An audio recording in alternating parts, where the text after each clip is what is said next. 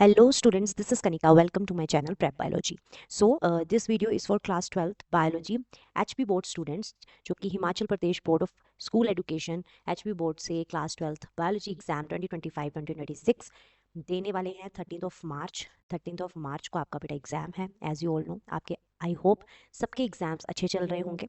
तो आज की वीडियो में हम डिस्कस करने वाले हैं जो आपका official model question paper HP boards की साइट में रिलीज हुआ है। वो पूरा का पूरा हम क्वेश्चन पेपर डिस्कस करने वाले हैं for your biology exam. Okay, so इस पूरे के पूरे क्वेश्चन पेपर को सॉल्व करने का मोटिव ये है कि इस बार का आपका जो पेपर है वो किस लेवल तक क्वेश्चंस पूछे जाएंगे। तो इस मॉडल क्वेश्चन पेपर से आपको अंदाजा हो जाएगा कि कौन से टॉपिक से किस लेवल ऑफ क्वेश्चन, कौन सा क्वेश्चन आपको पूछा जा रहा है कौन से लेवल पे। ठीक है, so as you all know there are 4 section. Section A B C D question paper में 4 सेक्शन होंगे। Section A B C D, section A में 12 MCQs होंगे। ठीक है, ओके। सेक्शन बी में 10 very short answer type question होंगे 2 marks के। Section C में 6 शॉर्ट आंसर टाइप क्वेश्चंस होंगे 3 मार्क्स के। एंड सेक्शन डी में 2 लॉन्ग आंसर क्वेश्चंस होंगे 5 मार्क्स के। ठीक है, सो this is the paper pattern for your exam. So let's start with the section A. ठीक है, section A is the MCQs. Okay, so MCQs आपके discuss करते हैं। 10 आपके बेटा MCQs आएंगे पेपर में एंड 2 assertion reasons आएंगे। तो टोटल आपको 12 मार्क्स के वन मार्कर क्वेश्चंस आएंगे। ठीक है, a person accidentally cuts his finger with a rusty nail. Within hours, the area become red, swollen, and warm. Which component of the innate immune system is primarily responsible for these signs? तो ये innate immune system का कौन सा response इसमें होगा? That is the inflammatory response. Okay, so option number C is the right answer. Next is what is the role of a reverse transcriptase in a retrovirus? ठीक है, reverse transcriptase का क्या function होता है retrovirus में? ये क्या करता है? RNA को दोबारा किस में चेंज कर देता है? DNA में। ठीक है, जो कि हम सेंट्रल डोगमा में पढ़ते हैं। ठीक है, सेंट्रल डोगमा में हम पढ़ते हैं। So option number C is the right answer. It transcribed RNA to the DNA। Reverse है ना, तो ट्रांसक्रिप्शन को रिवर्स कर रहा है बेटा ये। Question number 3 is hormones released IUDs is, तो what is IUDs? IUDs are the intra uterine devices. Okay, so IUDs क्या, इनमें से कौन से क्या रिलीज करते हैं? That is the hormones releasing IUDs are LNG20। Okay, तो LNG20 is a type of intra uterine devices that releases the hormone. कौन सा हॉर्मोन रिलीज करता है ये? लेवोनोजेस्ट्रल। ठीक है, तभी इसका LNG ये फुल फॉर्म है। ओके, सो जो अदर ऑप्शंस है बेटा like copper T, Lippes loop, copper 7 are the non hormonal IUDs. Okay, so these are the non hormonal IUDs. Okay, तो hormonal, so this is the answer. Next question is, for a long time it was believed that life came out of decaying, rotting matter like straw, mud, etc. This was the theory. तो ये कौन सी theory थी? Theory of spontaneous generation. Option number B is the right answer. So बेटा देखो, आपका जो last year के कंपैरेटिवली थोड़ा सा जो पेपर है उसका लेवल जो बढ़ा दिया है HP बोस वालों ने। क्यों? क्योंकि जो CBSE जो ये कॉम्पिटिटिव आगे एग्जाम्स देते हैं, कंडक्ट कराते हैं, उनके भी एग्जाम्स को थोड़ा सा लेवल उनका अप हुआ है। तो आपका भी इस बार चांसेस हैं कि आपको जो जो पेपर है वो थोड़ा सा लेवल अप मिले। क्यों? क्योंकि आपको क्या करना है, इससे जितने भी कॉन्सेप्ट्स हैं, जितने भी बायोलॉजी के कॉन्सेप्ट्स हैं, वो आपको पूरे तरीके से, अच्छे तरीके से आपको आने चाहिए, तभी आप ये सारे के सारे MCQs सॉल्व कर सकते हैं। ठीक है, next question is question number 5 is angiospermic endosperm is, तो एंजियोस्पर्मिक एंडोस्पर्म की क्या प्लॉइडी होती है? Endosperm is 3 and that is triploid. Option number C is the right answer. Next question is, if a red flower that is RR is crossed with the white flower WW under incomplete dominance, what will be the phenotype of the offspring RW? तो incomplete dominance में क्या होता है? Red flower जब cross करते हैं white flower से तो हमारे पास पिंक फ्लावर आते हैं। That shows the incomplete dominance of the Mendel's law. Okay, तो pink is the right answer, जिनका जीनोटाइप है RW। Okay, so option number C is the right answer. Next question is, how many polar bodies are given out in a production of one egg during oogenesis? तो कितनी polar bodies total बनती हैं हमारे पास?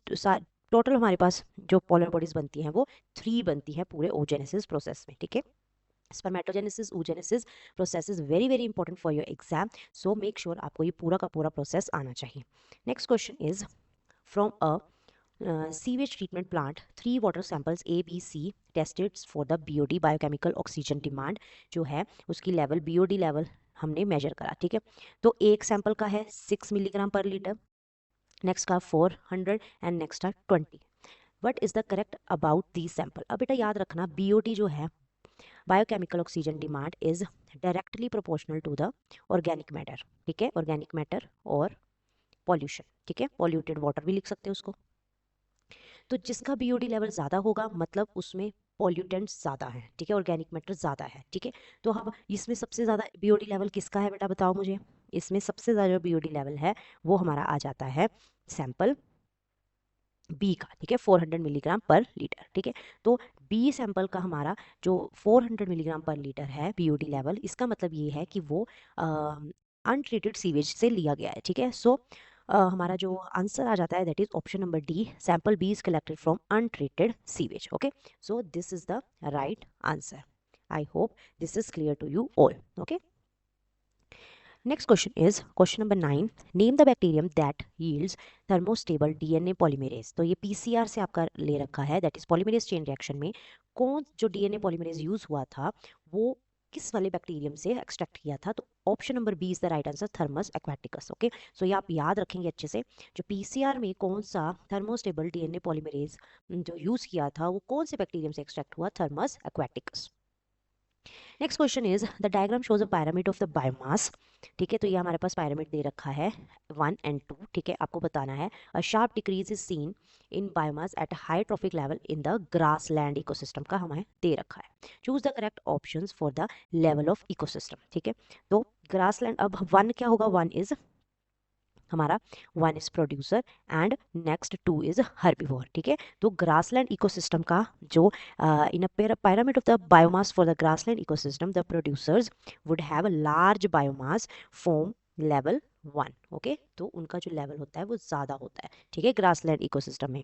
That's why option number B is correct, 1 is producer and 2 is herbivore. तो बेटा देखो जो level है आपके क्वेश्चंस के वो थोड़ा अप हुआ है लास्ट ईयर्स के कंपैरेटिवली, तो आपको सारे कॉन्सेप्ट्स अच्छे से पता होने चाहिए। Next question is assertion reason, आपको 10 MCQs आएंगे and next 2 questions are assertion reasons। assertion question number 11, assertion दे रखा है mice is the most preferred mammal for studies on gene transfer, okay, and reason is the mice possesses features like short oestrus cycle, gestation period, relatively short generation, production of several offsprings per pregnancy. So beta this is very very correct. So both assertion reasons are true and reason is correct explanation for the assertion. So these are the very very correct explanation. So option number A is the right answer, okay. Question number 12 is assertion monarch butterfly is highly disastable because of the special chemical present in its body, okay. Next is animals adopt different strategies to survive in hostile environment. So beta जो reason है वो correct उसका explanation नहीं है, but both the statements are correct, okay. Both assertion reasons are true but reason is not the correct explanation of the assertion, okay. So this is the answer. So this is the section A बेटा, section A में 10 MCQs plus 2 assertion reasons आएंगे, 12 questions आपके complete होते हैं, ठीक है। Next question is बेटा section B, very short answer type questions होंगे इसमें।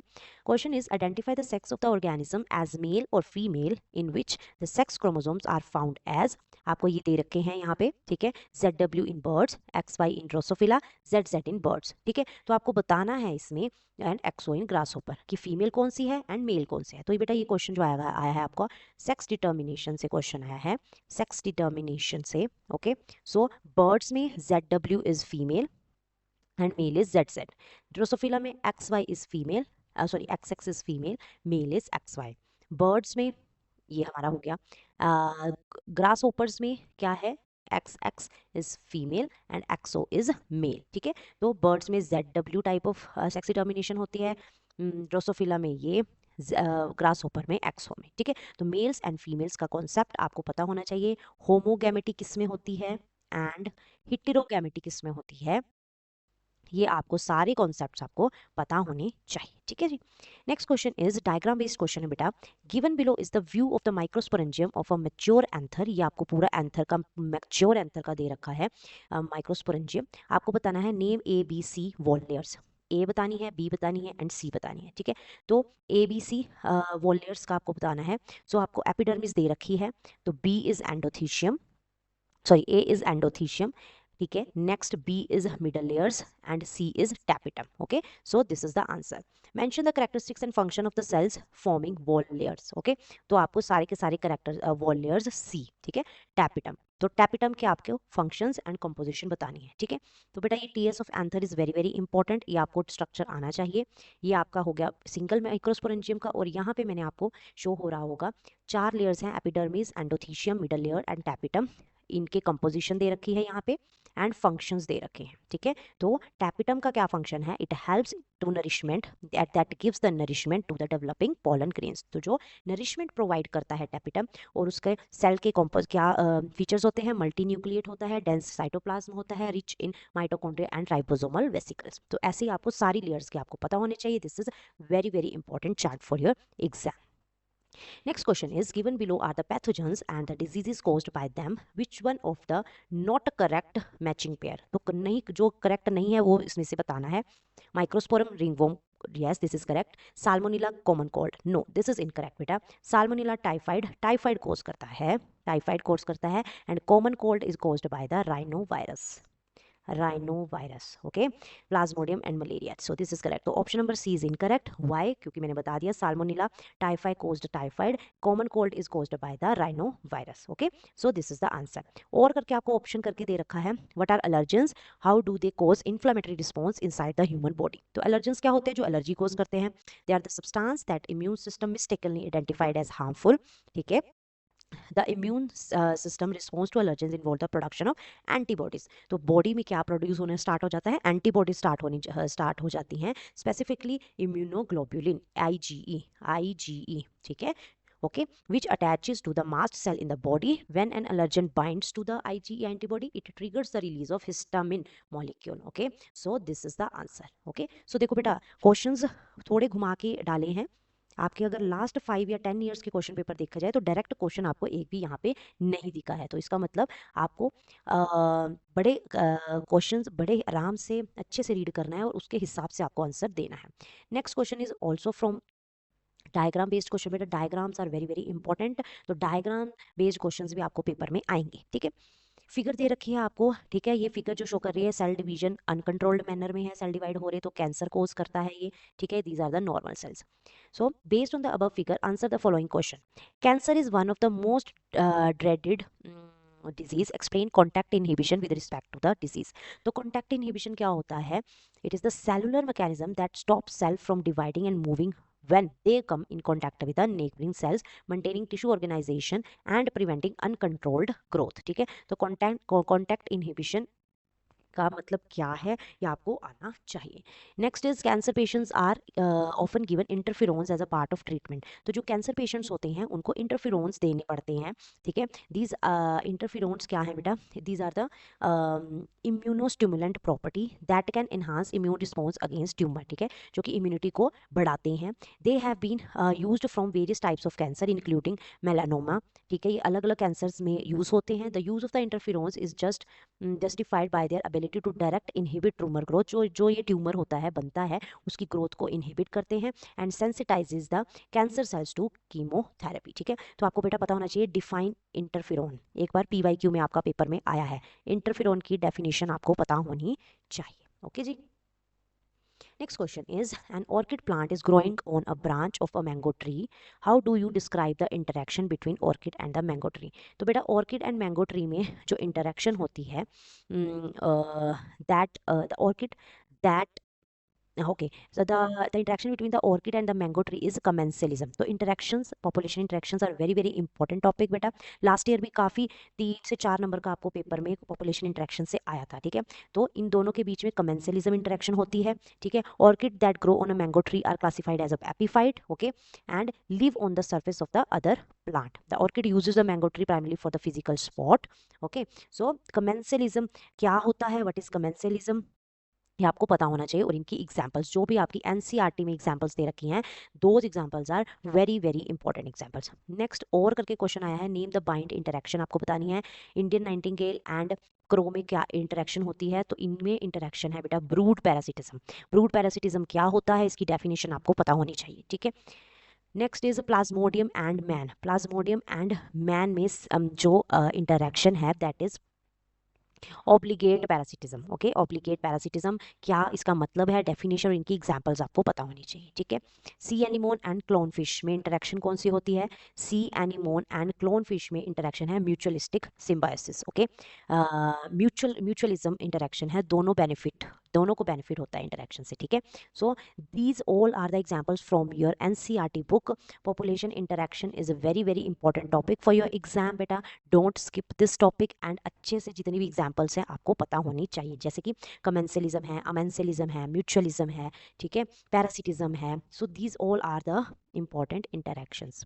Next question is mention two applications of the biotechnology in the field of agriculture. Agriculture field में बायोटेक्नोलॉजी का क्या फंक्शन है, बीटी क्रॉप्स बनी थी, बीटी कॉटन, तो वो पेस्ट रेसिस्टेंट क्रॉप्स हैं, न्यूट्रिशनल इन्हांसमेंट करती हैं, like golden rice is rich in vitamin A, तो ये पीवाईक्यू भी आपका पेपर में आया था ये, ठीक है। Next question is biodiversity must be conserved as it plays a important role in many ecosystem services that nature provide. Explain two services of the ecosystem, ठीक है, like production of food and oxygen and pollination and soil fertility. इसको आप अच्छे से, आपको ये theoretical question है, आप अच्छे से इसको पढ़ लेंगे। नेक्स्ट क्वेश्चन बेटा आपका आया है सर्जिकल कॉन्ट्रासेप्शन से, ये आपको डायग्राम दे रखा है, diagram is from NCERT book, NCERT book. तो ये डायग्राम क्या शो कर रहा है, ये डायग्राम शो कर रहा है ट्यूबेक्टोमी, ठीक है, जिसमें फीमेल्स में ये यूज होती है ट्यूबेक्टोमी, फेलोपियन ट्यूब्स को यहाँ से कट कर दिया जाता है, ठीक है, permanently. Tubectomy is a surgical procedure that permanently prevent pregnancy by blocking and ceiling the fallopian tube. It is common choice for women who are certain they do not want to have a children, okay। तो इसी तरीके से आपको एक इसके alternative में है, that is vasectomy. इसमें डिफरेंस बहुत इंपॉर्टेंट है बेटा, पेपर में कई बार पेपर में आया है ट्यूबेक्टोमी वर्सेस वेसेक्टोमी में क्या डिफरेंस है, तो ये डायग्राम बहुत अच्छा इंपॉर्टेंट है, ये आप अच्छे से कर लेंगे। Next question is draw labelled diagram of nucleosome का डायग्राम, ठीक है, पैकेजिंग ऑफ डीएनए से है, H2A, H2B, H3, H4, ठीक है, 4 हिस्टोन मॉलिक्यूल्स होते हैं, तो वो ऑक्टामर बनाते हैं, 8 ऑक्टामर्स बनाते हैं, तो ये स्टोन का आप अच्छे से कर लेंगे। Next question is in activated sludge process what is the role of the aeration tank. Activated sludge process में एरिएशन टैंक का क्या रोल है, why it is important maintaining the adequate oxygen level in the tank. तो बेटा जो aeration tank है, it is a crucial component of the activated sludge process, it provides the necessary oxygen for the aerobic micro organism to metabolise organic pollutants, ठीक है। तो maintaining the adequate oxygen levels in the aeration tank is a vital because it ensures the microorganisms have the energy they need to consume organic matter and produce the new biomass, ठीक है। So this is the role of the aeration tank in the activated sludge process, ठीक है। तो जितना भी आपका बेटा primary sewage treatment, secondary sewage treatment का कॉन्सेप्ट है, उसमें difference is very very important, okay. And उन टैंक्स का क्या प्रोसीजर है, procedure is also very very important, okay। next question, next section is C section, ठीक है, section C जो कि आपको 3 मार्क्स के क्वेश्चंस आएंगे। First question is based on the scenario provided, ये आपको दे रखा है, identify the mRNA sequence that would be synthesized from the given template strand। यहाँ पे एक क्वेश्चन मिसिंग है बेटा, टेम्पलेट स्टैंड यहाँ गिवन नहीं है, तो इसको स्किप कर देते हैं, ठीक है। लिस्ट 2 की components that occurs to the primary RNA transcript in eukaryotic cells to form a mature mRNA, ठीक है। तो बेटा explain the role of the promoter region in the initiation of the transcription. तो ये क्वेश्चंस आए हैं, पहले प्रमोटर, यहाँ ट्रांसक्रिप्शन यूनिट का स्ट्रक्चर इंपॉर्टेंट है, promoter, terminator, template and coding stand में डिफरेंसेस इंपॉर्टेंट, अच्छे से कर लेना इसको, ठीक है। Promoter region is a specific DNA sequence located upstream of the gene transcript, ठीक है। और नेक्स्ट क्वेश्चन क्या है बेटा, प्राइमरी एमआरएनए ट्रांसक्रिप्ट से यूकैरियोट्स में मैच्योर एमआरएनए कैसे बनता है। तो हिट्रोजीनियस न्यूक्लियर आरएनए से हमारे पास मैच्योर आरएनए बनता है।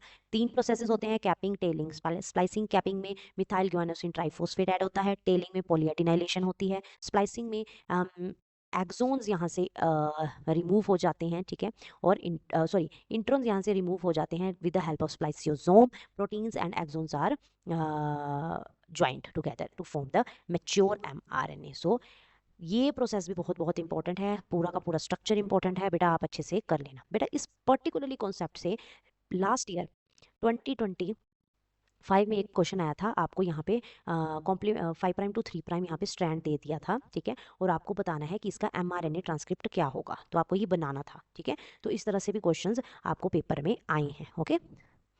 Next is explain the structure of anatropous ovule. Anatropous ovule का स्ट्रक्चर आपको आना चाहिए। Antipodal cells, embryo sac, synergids, ये सारे के सारे एनाट्रोपस ओव्यूल का स्ट्रक्चर है। How does pollination takes place in yucca plant, तो ये अडेप्टेशन बतानी है बेटा। जो यूका प्लांट है उसमें पॉलिनेशन जो होती है वो किस तरह से होती है, वो इंसेक्ट पॉलिनेशन होती है। Yucca moth interaction, the female yucca moth collect the pollen from the anther of the yucca flower, forms a sticky ball. She then visit another yucca flower where she deposits the pollen onto the stigma.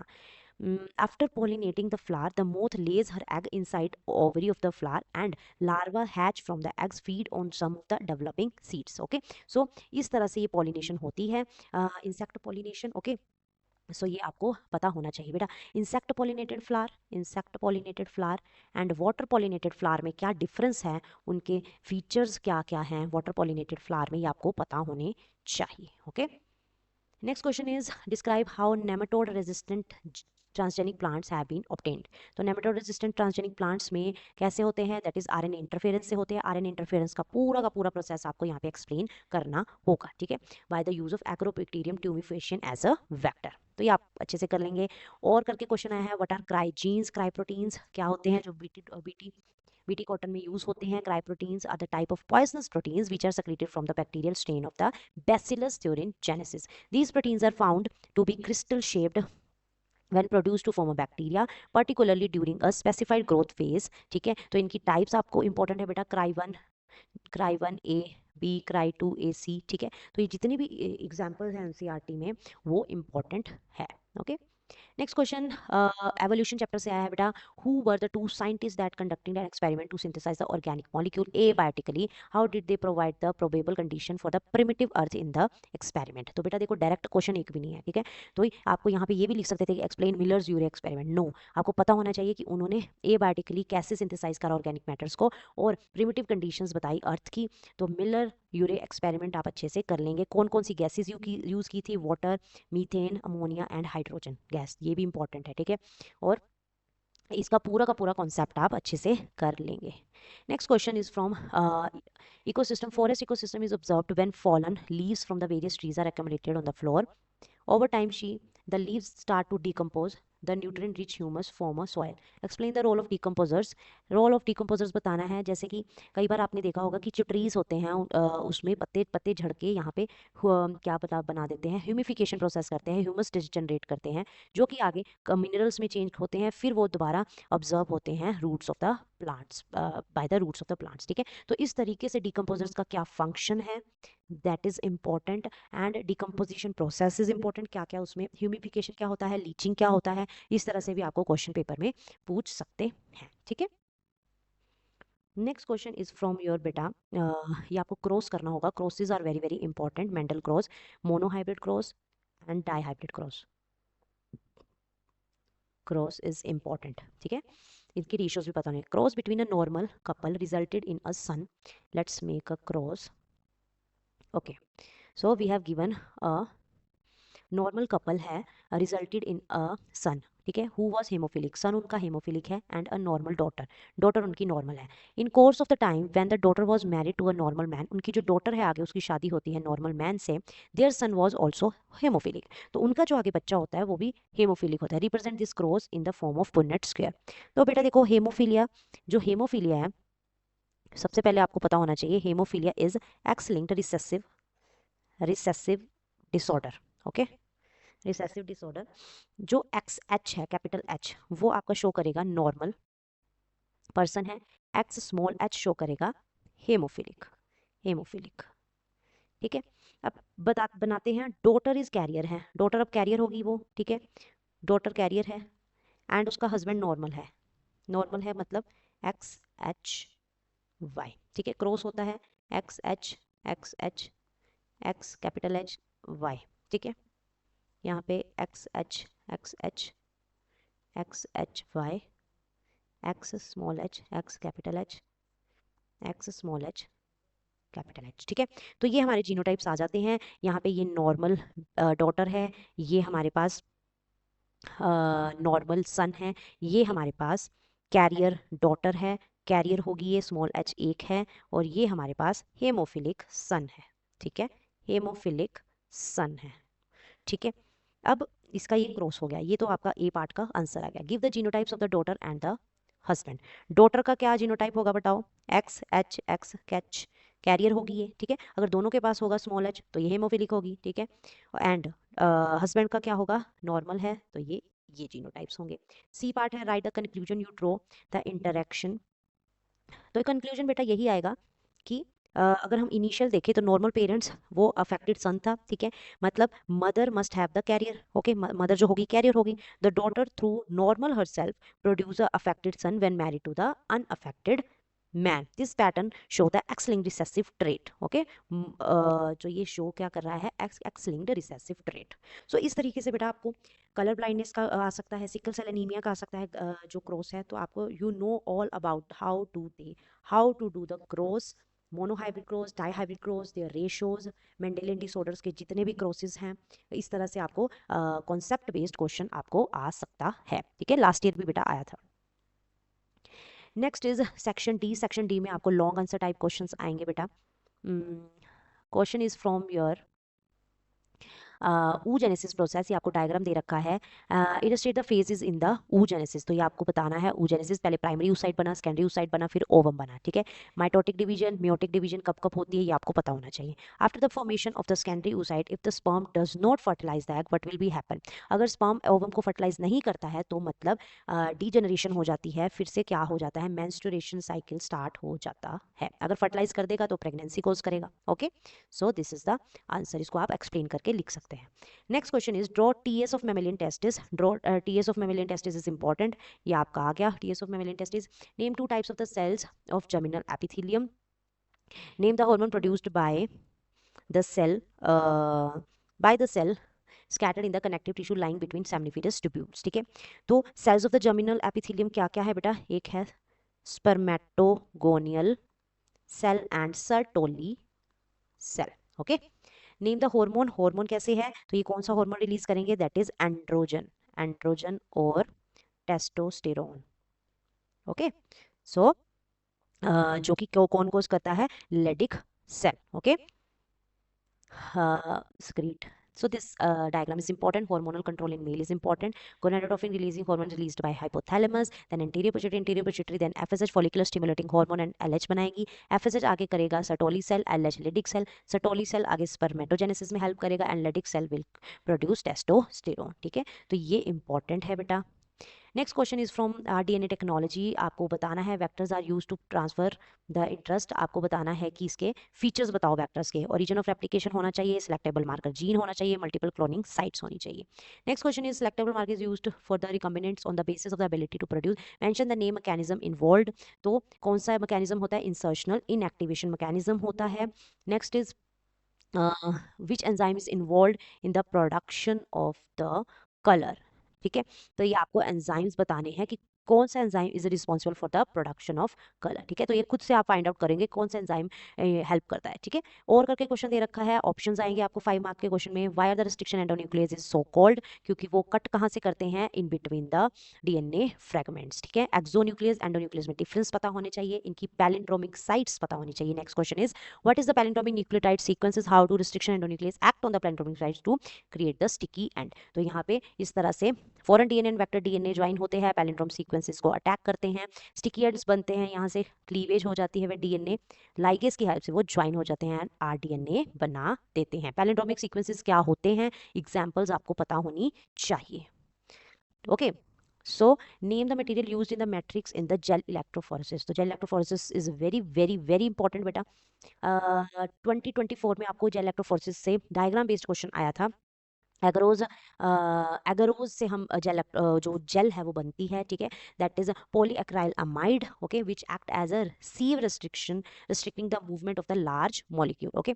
तो इसका principle आपको पता होना चाहिए बेटा। What is the principle of the agarose gel electrophoresis, ठीक है। इनकी बेंडिंग का पैटर्न पता होना चाहिए। लार्ज फ्रेगमेंट्स का क्या मतलब है, स्मॉल फ्रेगमेंट्स का क्या मतलब है, कौन से प्रिंसिपल पे ये सेपरेट आउट होते हैं according to the molecular size, okay. So this is all about the beta today's video. I hope जो ये पूरा का पूरा model question paper Himachal board की साइट पे एचपी बोस वालों ने रिलीज़ किया है, ये हमने पूरा का पूरा सॉल्व किया है, इसको आप अच्छे से करके जाना। और जो नेक्स्ट वीडियो आपकी आने वाली है that is important questions and diagrams from each chapter for your 13th March biology paper. So this is all about today's video. I hope this video is beneficial for you all. Like, share and subscribe my channel, that is Prep Biology. Follow for more. Thank you.